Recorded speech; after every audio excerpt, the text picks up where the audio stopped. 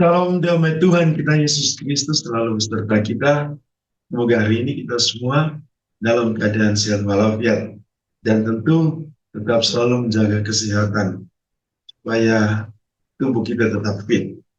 Saudara-saudari, hari ini kita semua kembali diajak untuk mendengarkan firman Tuhan dari Injil Lukas bab 17 ayat 1 sampai 6. Semoga semua orang yang mendengarkan firman Tuhan hari ini boleh berbahagia. Mari kita mendengarkan sabda Tuhan. Inilah Injil suci menurut Lukas. Yesus berkata kepada murid-muridnya, tak mungkin tidak akan ada penyesatan. Tetapi celakalah orang yang menyebabkannya. Lebih baik baginya jika sebuah batu kilangan diikatkan pada lehernya, lalu ia dilemparkan ke dalam laut, daripada ia menyesatkan salah seorang yang lemah ini. Jagalah dirimu. Jika saudaramu berbuat dosa, tegurlah dia. Dan jika ia menyesal, ampunilah dia. Bahkan jika ia berbuat dosa terhadapmu 7 kali sehari, dan 7 kali ia kembali kepadamu dan berkata, aku menyesal, engkau harus mengampuni dia. Lalu para rasul berkata kepada Tuhan, tambahlah iman kami. Tetapi Tuhan menjawab, jika kalian memiliki iman sebesar biji sesawi, kalian dapat berkata kepada pohon ara ini, tercabutlah engkau dan tertanamlah di dalam laut. Maka pohon itu akan menurut perintahmu. Demikianlah sabda Tuhan. Terpujilah Kristus. Saudara-saudari, Yesus hari ini berkata kepada murid-muridnya, berhati-hatilah terhadap bahaya dari para penyesat. Tentu ini adalah sebuah nasihat. Nasihat dari Tuhan. Pertama tentang kewaspadaan terhadap ajaran-ajaran sesat yang mungkin kelihatan indah, banyak ada di sekitar kita. Banyak orang yang berkhotbah, banyak orang yang menyampaikan firman Tuhan, mengatasnamakan agama, tapi dia memaki orang, dia membenci orang, tapi kelakuannya tidak benar, suka melawan pemerintah, melawan aturan. Saudara-saudari, ini bukan iman yang benar.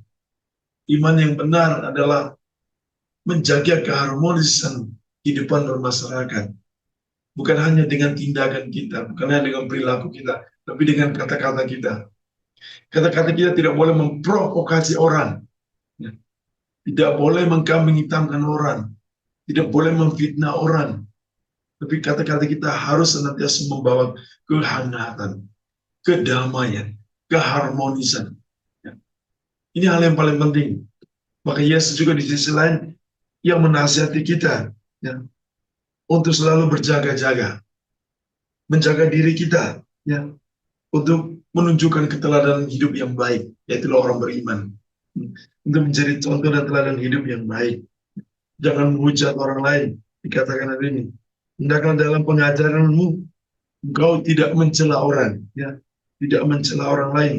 Itu yang disampaikan oleh Rasul Paulus kepada Titus.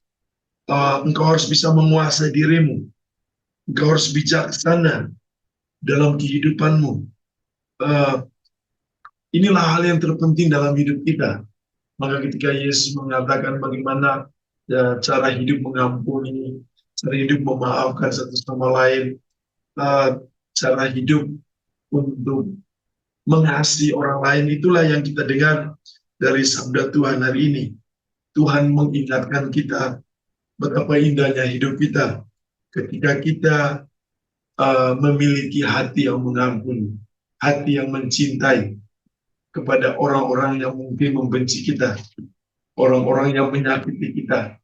Tuhan sudah menunjukkan itu melalui kayu salibnya yang kita bisa lihat dari gambar ini.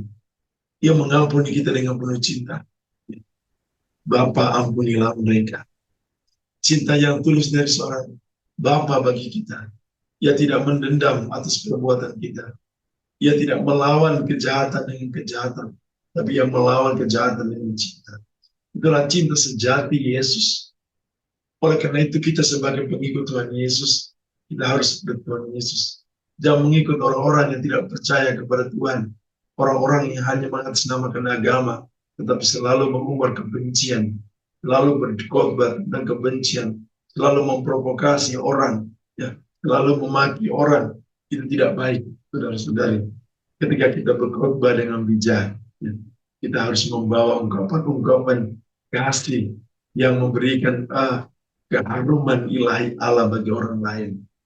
Saudara-saudari, mari kita saling mengampuni, saling memaafkan, saling menjaga satu sama lain agar tetap hidup dalam iman yang benar.